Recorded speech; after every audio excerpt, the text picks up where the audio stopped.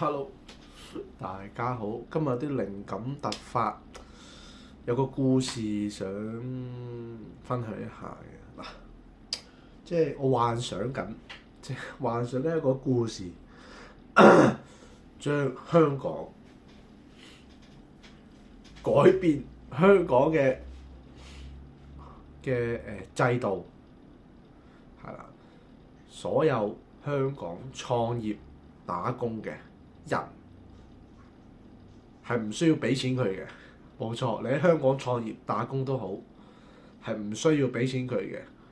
係啦，直接過數俾佢屋企人，然之後就佢自己問翻屋企人攞錢。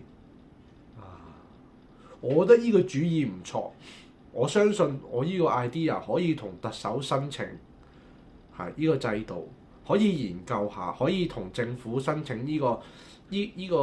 香港轉變嘅經營模式，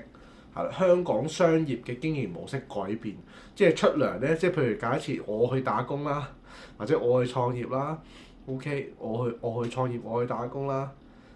然之後咧將佢賺得嘅錢咧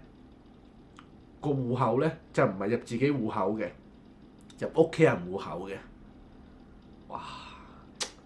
我相信呢個制度咧非常好，非常適合香港呢個地方嘅所有人，